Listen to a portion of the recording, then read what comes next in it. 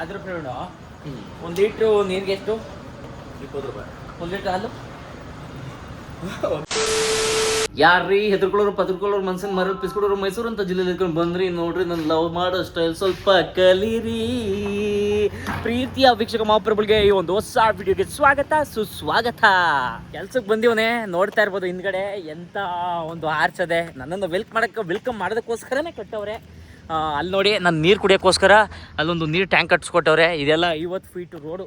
ನಾನು ಓಡಾಡೋಕ್ಕೋಸ್ಕರ ನನಗೆ ಚಿಕ್ಕ ಪಕ್ಕದ್ರಲ್ಲಿ ಓಡಾಡೋಕ್ಕಾಗಲ್ಲ, ಓಣಿ ಹೆಂಗಿದ್ರೆ ಓಡಾಡೋಕ್ಕಾಗಲ್ಲ ಅಂತ ಹೇಳಿ ನಾನೇ ಮಾಡಿಸ್ಕೊಂಡಿರೋ ರೋಡ್ ಇದು. ನೋಡಿ ಇದು ಸ್ಟ್ರೀಟ್ ರೋಡ್ಗಳೆಲ್ಲ ನಿಮ್ಗೆ ಹೆಂಗೆ ಕಾಣ್ತಾ ಇರಬೇಕು ಅಂತಂದರೆ ಒಂಥರ ಈ ಲಂಡನ್ ಕೌಂಟಿ ಥೀಮ್ ಅಂತ ಹೇಳ್ತಾರೆ, ಆ ಥರ ಕಾಣ್ತಾ ಇರಬೇಕು. ನಾನು ಒಂದ್ಸಲಿ ಕನ್ಸಲ್ಲಿ ಲಂಡನ್ಗೆ ಹೋಗಿದ್ದೆ. ಲಂಡನ್ಗೆ ಹೋಗಿ ಪ್ಯಾರಿಸ್ ನೋಡಿಕೊಂಡು ಆಮೇಲೆ ಇಂಡಿಯಾಗೆ ಬಂದೆ. ಆಮೇಲೆ ಅಷ್ಟೊಳಗೆ ಬರೋಷ್ಟೊಳಗೆ ನಮ್ಮವ್ವ ಎದುರಿಸ್ಬಿಟ್ಲು, ಎಚ್ಚರಾಗ್ಬಿಡ್ತು. ಅಯ್ಯೋ ಅಲ್ಲಿದ್ದಾಗ ಅದ್ರ ಕಥೆನೇ ಬೇರೆ ಬಿಡಿ. ಅಯ್ಯೋ ಕೈಗೊಬ್ರು ಕಾಲ್ಗೊಬ್ರು ಒಂದು 4 ಜನ ಮದುವೆ ಆಗಿದೆ ಲಂಡನಲ್ಲಿ. ನಾನು ಹೆಂಗೆ ಇನ್ನೇನು 4 ಮಕ್ಕಳು 5 ಮಕ್ಕಳು ಆಗಬೇಕಾಗಿತ್ತು. ಅಷ್ಟು ನಮ್ಮವ್ವ ಎದುರಿಸ್ಬಿಟ್ಲು, ಇಂಡಿಯಾಗೆ ಬಂದ್ಬಿಟ್ಟು ಆಮೇಲೆ ಕಂಡ್ಬಿಟ್ಟು ನೋಡ್ತೀನಿ ನಮ್ಮ 3 ಮಾವಿನಕಾಯಲ್ಲಿ ಇದ್ದೀನಿ. ಭಾರಿ ಅಂದರೆ ಭಾರಿ ಬೇಜಾರಾಗೋಯ್ತು. ಮತ್ತು ನೀವೆಲ್ಲ ಏನೇನು ಕೆಲಸ ಮಾಡ್ಕೊಂಡಿದ್ದೀರಿ, ವೀಡಿಯೋಸ್ ಎಲ್ಲ ಚೆನ್ನಾಗಿ ಮಾಡ್ತಾಯಿದ್ರೆ ದಯವಿಟ್ಟು ಅಪ್ರಿಸಿಯೇಟ್ ಮಾಡಿ. ಜೊತೆಯಲ್ಲಿ ನಿಮ್ಮ ಸ್ನೇಹಿತರಿಗೆ ಶೇರ್ ಮಾಡಿ, ಜೊತೆಗೆ ಸಬ್ಸ್ಕ್ರೈಬ್ ಆಗಿ ಫಾಲೋ ಆಗಿ.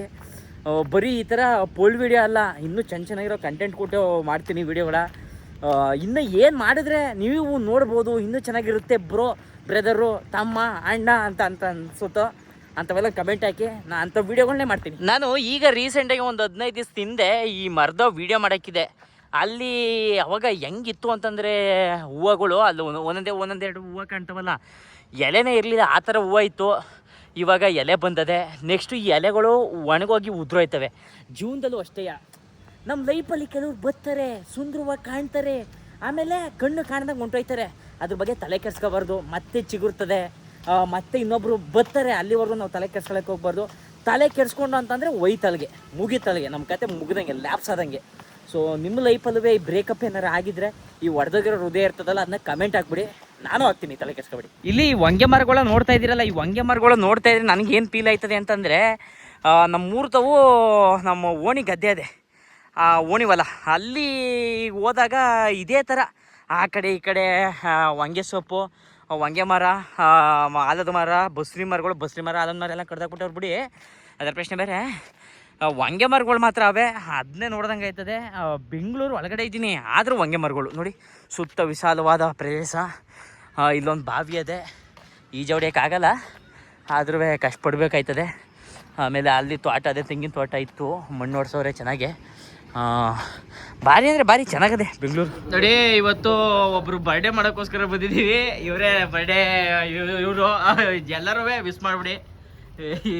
ಅಣ್ಣ ಜನ್ಮದಿನದ ಮತ್ತೊಮ್ಮೆ ಹಾರ್ದಿಕ ಶುಭಾಶಯಗಳು. ಅಲ್ಲಿ ಅಧ್ಯಕ್ಷರು ಹೋಯ್ತವ್ರೆ, ಪ್ರವೀಣ್ ಅವರು ಹೋಯ್ತಾ ಇದಾರೆ, ಆಮೇಲೆ ಅಣ್ಣವ್ರು ಹೋಯ್ತವ್ರೆ. ನಾವು ಒಂದು ಬರ್ಡೇ ಪಾರ್ಟಿ ಬಂದಿದ್ದು. ಪ್ರವೀಣ್ ಅವ್ರು ನೋಡಿ ಬಿಟ್ಟು ನೀರು ತಗೋತಾ ಇದಾರೆ. ಪ್ರವೀಣ ಅಗಲ್ ಹಾಯ್ ಗಲ್, ಹಾಯ್ ಮಾಡಿ, ಹಾಯ್ ಗಲ್. Thank you.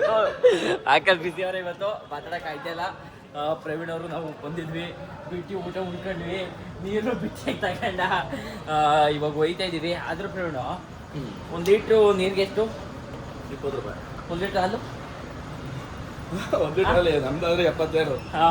ಅಲ್ಲ ಅದೆಲ್ಲ ಕನೆಯ, 56. ಅದು ಬೇಡ ಕನೆಯ, ರೈತರು ಬೆಳೆಯೋದು, ರೈತರಿಂದ ತಗೊಳ್ಳೋದು 26, 22 ಇರ್ಬೇಕು.